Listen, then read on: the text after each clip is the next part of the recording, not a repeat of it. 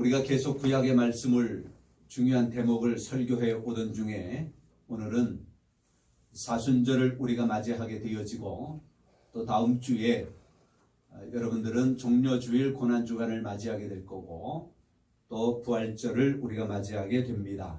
그래서 우리 경찰서에서는 다음 주에 부활절 예배를 드리기에 그 앞서서 오늘의 말씀을 우리가 함께 보게 되어진 것입니다. 오늘의 말씀을 예수님은 언제 죽으셨나? 라고 하는 제목의 말씀입니다. 예수님이 언제 죽으셨습니까? 날짜를 말할 수 있는 사람도 있겠고요. 여러 가지 말할 수 있겠습니다만은 오늘 성경에 그대로 기록이 되어져 있습니다.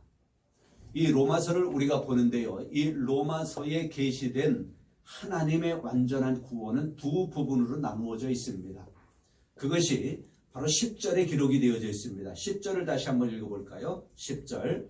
곧 우리가 원수 되었을 때에 그의 아들의 죽으심으로 말미암아 하나님과 화목하게 되었은즉 화목하게 된 자로서는 더욱 그의 살아나심으로 말미암아 구원을 받을 것이니라.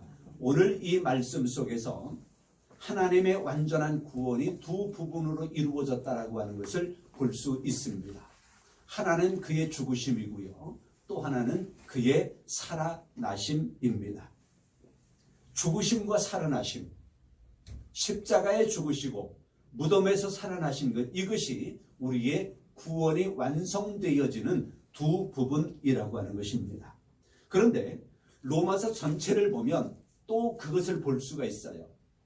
로마서 4장까지 말씀에서는 예수 그리스도의 죽음으로 말미암아 우리에게 구속된 성취된 구속, 이것에 대해서 이야기를 합니다. 4장까지는 그리스도로 말미암아 우리에게 완성된 구속.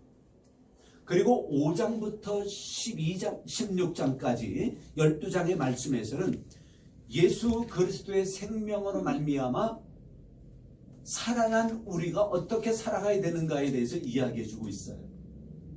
그러니까 그 그리스도의 죽으심으로 말미암은 구속이 4장까지, 5장부터 16장까지는 그분의 살아나심으로 말미암은 우리의 삶에 대한 것. 그러니까 결국은 죽으심과 부활인 거예요. 그 뒷부분 중에 처음으로 시작되어진 5장 말씀을 우리가 보는데 저는 이 로마서 5장 말씀을 굉장히 좋아합니다. 왜냐하면 성경에서 너무나 중요한 말씀이기 때문에 그래요. 로마서에서 너무나 중요한 말씀이기 때문에 그래요. 그래서 저는 이렇게 표현을 해요. 성경 전체가 반지라면 반지. 반지 위에 뭐가 있어야 돼요?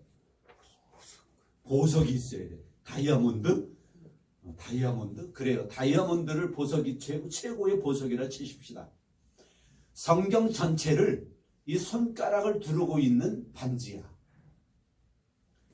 그리고 다이아몬드를 여기다 넣을 수 있는 받침, 그것이 있다라고 하면 그것은 로마서예요. 맨 위에 가장 중요한 다이아몬드, 보석, 그것이 뭐냐? 그것이 로마서 5장이다. 저는 이렇게 이야기합니다. 가장 중요한 것. 그 중에서 우리가 읽은 6절부터 10절까지의 말씀에서 예수님이 언제 죽으셨나? 그것이 기록되어져 있어요. 자, 6절을 한번 보십시다. 6절. 우리가 아직 연약할 때에 그리스도께서, 기약대로 그리스도께서 죽으셨다. 언제 죽으셨대요? 언제 죽으셨대요? 연약할 때에, 연약할 때. 무슨 연약이냐? 우리가 영적으로 무능력해버렸어요. 능력이 없어버렸어요. 영적으로. 도덕적으로 경건한 삶을 살아가지 못할 정도로 완전히 무너져버렸어. 그것이 뭐예요? 창세기에서 제가 말씀드렸잖아요. 인간의 범죄의 유형 4가지. 아담의 불순종, 선악과 따먹는 것, 가인이 아벨 죽이는 것, 살인.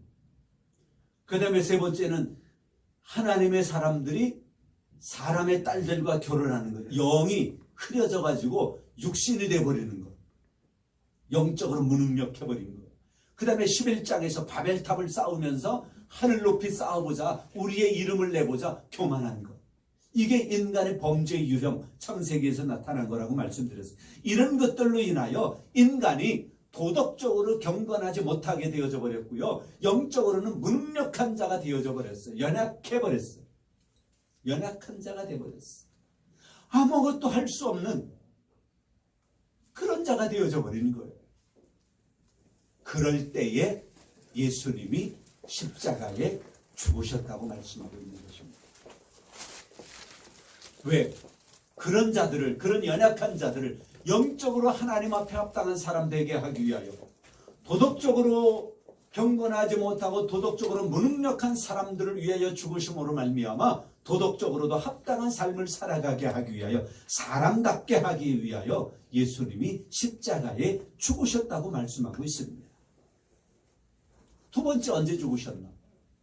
8절을 보세요. 8절. 우리가 아직 죄인 되었을 때에 그리스도께서 우리를 위하여 죽으심으로. 언제 죽으셨대요? 죄인 되었을 때에 죽으신 거예요. 그러면 영적으로 무능력한 거하고 도덕적으로 무능력한 거하고 이 죄인 되었다라고 하는 것은 뭐냐? 죄인은, 죄라고 하는 것은 하나님과 직접적인 관계가 있는 거예요. 이 죄로 말미암아 사망에 이르게 되어지는 겁니다. 그래서 우리가 죄인 되었을 때에 그리스도께서, 예수님께서 누구를 위하여? 김 집사를 위하여? 나를 위하여 죽으신 거예요. 우리를 위하여 죽으신 거예요. 하나님께서 인간의 몸으로 이 땅에 오셔서 죄인으로 있는 자들, 에베소서 1장 2절 말씀해 보면 우리는 허물과 죄로 말미암아 죽었다고 말씀을 해요. 그래서 죄인 되었을 때에 그리스도께서 우리를 위하여 죽으셨대요. 왜? 그 뒤에 보세요. 왜?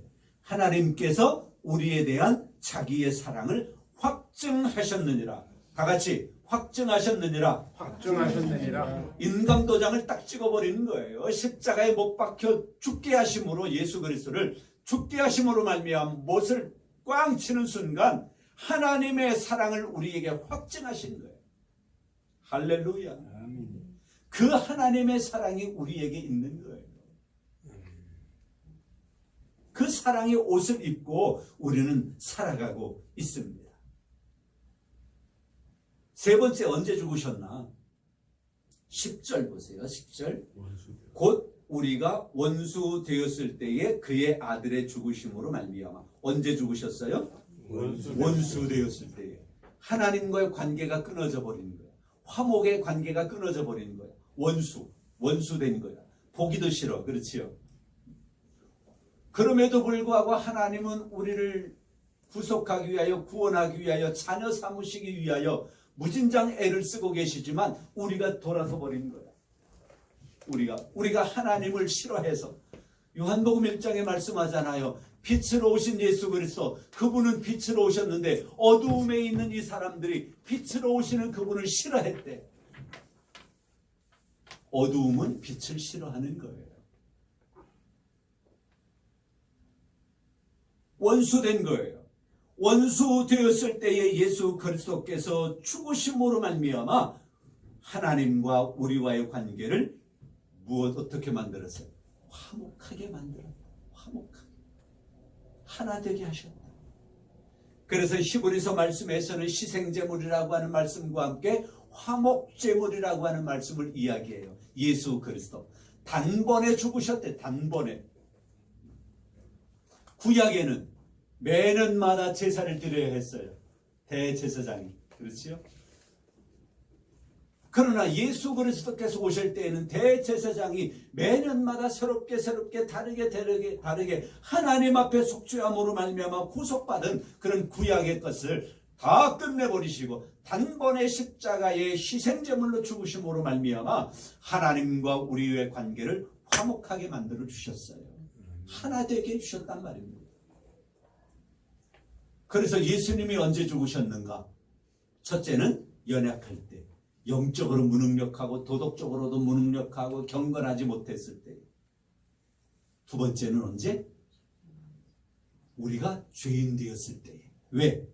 하나님의 사랑을 확증하기 위해서. 세 번째는 언제 죽으셨어요? 원수 되었을 때에. 완전히 갈라져 버렸어요. 그것을 죽으심으로 말미암아 무엇을 이루셨어요? 하나님과 우리와의 관계를 화목하게 만드신 거예요. 이 세 가지. 성경에 이렇게 자세하게 자세하게 말씀해 주신 데를 제가 찾아보지는 못했습니다. 자, 이것으로 말미암아 우리에게 10절이 이제 아까도 말씀드린 것처럼 하나님의 완전한 구원의 두 부분이라고 말씀을 드렸는데요. 죽으심과 살아나심. 죽으심으로 말미암아는 우리의 죄만 사해진 거예요. 죄, 구속. 그런데 우리는 하나님의 영원한 생명의 삶을 살아가야 되잖아요. 그래서 로마서 6장이나 8장 말씀에 이 생명에 대해서 이야기를 하는데, 그의 죽으심과 합하여 세례받은 자는 그의 죽으심과 같이 죽었다. 죄가 죽었다. 세례받을 때 우리는 물을 찍어서 하지만 침례받는 사람들은 물속에 들어갔다 나오잖아요. 물속에 들어간 거예요. 이를테면 물속에 들어가면 죽잖아요. 물고기는 살지만 우리는 죽어요. 물속에 들어가는 거예요. 세례받는 것은. 하나의 방면. 이건 그리스도의 죽으심입니다. 우리의 죄가 죽은 거예요. 물속에 잠겼어. 그럼 우리 죽어버리죠. 끝난 거잖아요. 우리 예수님께서 그 로마서 6장이나 8장 말씀에 이어지는 말씀에 보면 그의 살아나심, 그의 부활, 이것으로 말미암아 우리에게 어떤 혈육이 주어졌느냐? 새 생명 가운데 살아가게 하는 은혜가 우리에게 주어지는 거예요. 그분의 부활로 말미암아 다시 사셨잖아요. 우리도 다시 살아나는 거예요. 죄가 물속에 잠긴 것처럼 죄가 구속되는 그런 은혜와 함께 그의 부활과 마찬가지로 우리의 생명도 다시 살아 구원의 완성이 우리에게 주어지는 것입니다. 그래서 그의 죽으심으로 말미암아 하나님과 화목하게 되어졌고, 그리고 더욱 그의 살아나심으로 말미암아 구원을 받을 것이라 그래요. 받을 것이라. 미래형으로 써요. 받을 것이라.